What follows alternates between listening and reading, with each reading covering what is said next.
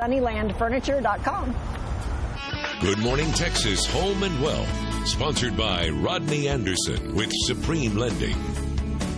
Whether you're in the market for a home or looking to refinance, or maybe it's the first time you want to jump in the game, you'll probably have a lot of questions. So mortgage expert Rodney Anderson is here to answer some of those frequently asked questions. Good morning. Good morning, Shannon. All right, let's jump into our mailbag. First, we have Clint. He is from Rockwall, and this is what he writes, Rodney. He says, my wife and I did a cash-out refinance 3 years ago.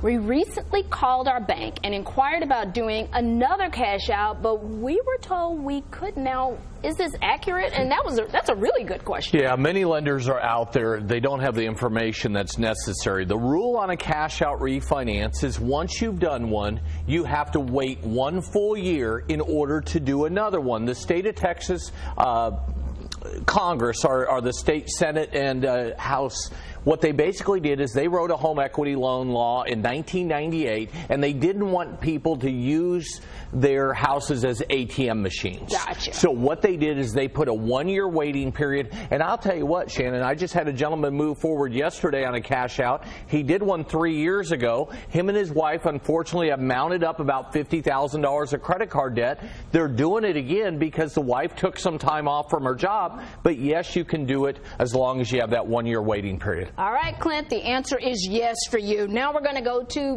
Billy. He's from Lantana, and he says, we just completed a $50,000 cash-out refinance and didn't think to ask if we would have to pay taxes on the money we have received. Yeah, you get that one. Yeah, we get this all the time. And basically, that money is your money. It is not an IRA. It is not a 401k. That money is yours. You get all $50,000. It's not reported to the IRS. It's great options for people to think about paying off debt, paying off credit card debt, make sure you're doing home improvements on many of these homes. So the answer is you do not have to pay tax on that money. It is your money. That's really, really good to know. And our next letter is coming from Richardson, and Sarah is saying, my husband and I want to buy a home and do a VA loan because it's no money down. Now, many realtors are turning our offers away because it's hard to get a seller to accept a VA loan.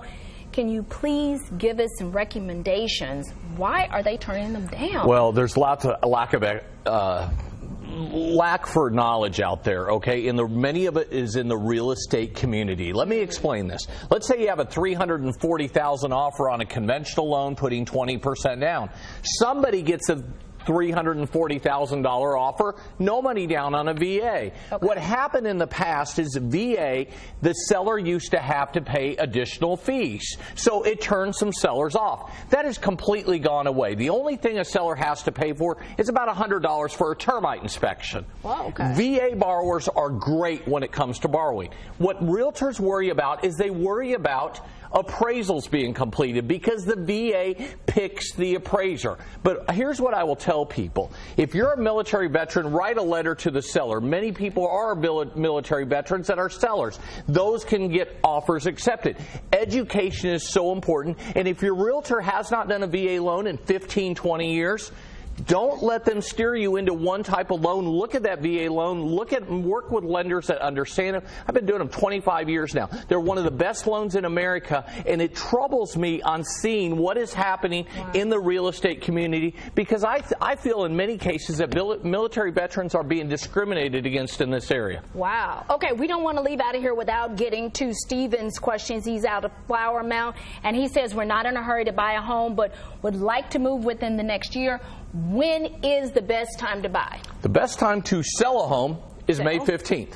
Okay. The best time to buy a home is October 15th, statistically according to the National Association of Realtors. So what I tell people is if you're in the market right now, go buy. But if you have a little bit of time to wait for 4 or 5 or 6 months. And the reason being you'll have less competition, less buyers out there. And last fall, I saw so many people getting under contract where today they're fighting contract after contract, 20 different offers on properties. So you'll have less competition. You can put it off for a little bit. Who knew? October. All right. October 15th. Rodney, thank you so much. Thank you, ma'am. Need answers to more mortgage-related questions or refinancing a home? Just call Rodney at 1-800-EXPRESS or go to rodneyanderson.com.